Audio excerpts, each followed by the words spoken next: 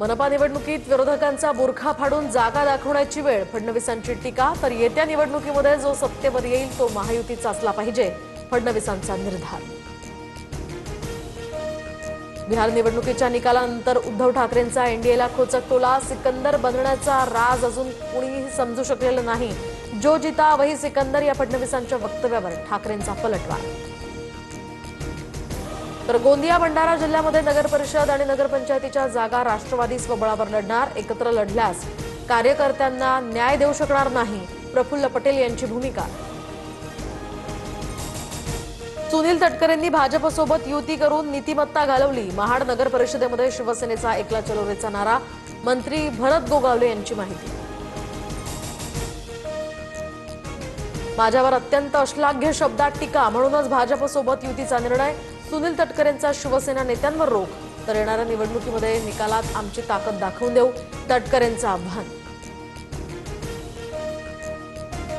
गुंड आणि मकोका लागलेल्या लोकांच्या हातात शहर देऊ नका, जयंत पाटलांची महायुतीवर टीका. ईश्वरपूर नगर परिषदेसाठी गुंड आणि मोका लागलेल्या लोकांना उमेदवारी दिली जात असल्याचाही आरोप.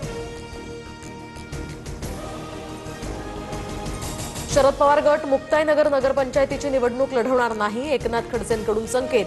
राष्ट्रवादीची ताकद शहरात नव्हे तर ग्रामीण भागामध्ये असल्याचंही दिलं कारण.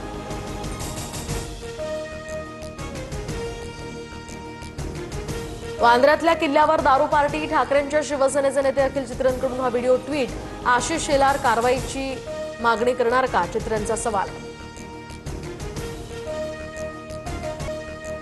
कुणीही स्वतःला बाहुबली समजू नका. अनेकांना आम्ही निवडून दिलंय. लोक पैसे घेतात आणि मत ज्यांना द्यायचं त्यांनाच देतात. समजने वाले को इशारा काफी है म्हणत प्रफुल्ल पटेल यांचा रोख नेमका कोणाकडे याची चर्चा सुरू. प्रफुल्ल पटेल यांचं वक्तव्य संविधानाची खिल्ली उडवणारं, असे विचार लोकशाहीसाठी हानिकारक. खासदार सुप्रिया सुळेंची टीका. उरणच्या नगरपालिकेसाठी महाविकास आघाडी आणि मनसेची युती. प्रचाराच्या बॅनरवर महाविकास आघाडीच्या नेत्यांसोबत राज ठाकरेंचाही फोटो. बीडमध्ये अजित पवारांना मोठा धक्का. योगेश क्षीरसागर यांचा पत्नीसह भाजपात प्रवेश. पक्षातील लोकांकडून होत असलेल्या षडयंत्रामुळे राजीनामा, क्षीरसागरांचं स्पष्टीकरण. पिंपरी चिंचवडमध्ये 50% गृहोपयोगी वस्तू. तर आता भाजपच्या तिकिटावर नगरसेवक होण्यास इच्छुक कांचन जावळे यांच्याकडून मतदारांना प्रलोभन. TV, fridge, washing machine, cycle 50%.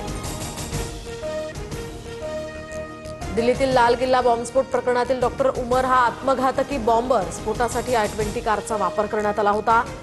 NIAच्या तपासात हा मोठा खुलासा.